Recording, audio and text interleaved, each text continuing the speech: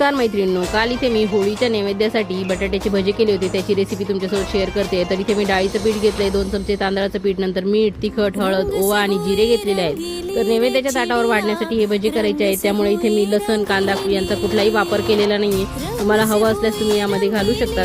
तर इथे आपल्याला थोडं पाणी घालून छान असं भज्याचं पीठ भिजवून घ्यायचं आहे। तर इथे आपण कुठेही सोडा, इनो किंवा मग इथे गरम तेलाचं मोहन असं काहीही वापरणार नाहीये। फक्त आपण पीठ चांगल्या पद्धतीने हे फेटून घ्यायचं आहे। छान या पिठाचा रंग बदलेपर्यंत फेटून घ्यायचा आहे। एक 2 ते 3 मिनिटं चांगलं याला एकाच डायरेक्शनमध्ये फेटून घेतल्यामुळे तुमचे भजे छान हलके होतात आणि एकदम खायला देखील मस्त रुचकर असे लागतात। तर अशा पद्धतीने मी हे भज्याचं पीठ कालून घेतलेलं आहे। एकदम फ्लोईंग कन्सिस्टन्सी करून घ्यायची आहे आपल्याला या भज्याची। आणि नैवेद्यासाठी तुम्ही बघा ताटामध्ये कुठलीही वस्तू करा, नैवेद्यासाठी केली त्यामुळे त्याला एक वेगळी चव येते। तर आपण हे पीठ इथे भिजवून ठेवलेलं आहे। त्यानंतर इथे मी एक बटाटा स्वच्छ धुवून घेतलेला आहे। मोठ्या आकाराचा बटाटा घेतलं होतं आणि त्याचे साल काढून याला छान असं चिप्समध्ये कट करून घेतलेलं आहे, पातळ।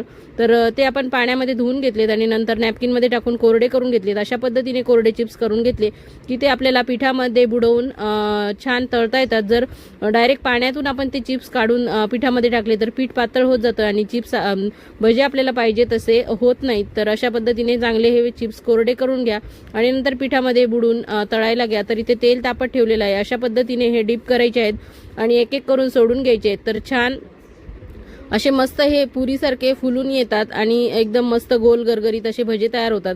तर आतून सॉफ्ट आणि बाहेरून क्रिस्पी करारे असे हे भजे लागतात। तर खायला एकदम टेस्टी लागतात। यामध्ये तुम्ही कोथिंबीर, कसुरी मेथी, अजून तुम्हाला कोणती टेस्ट वाढवायची असेल तर टाकून घेऊ शकता। तर अशा पद्धतीने छान गोल्डन ब्राऊन रंगावरती तळून घ्या आणि इथे तुम्ही बघू शकतात की इतके मस्त असे हे भजे झालेले आहेत।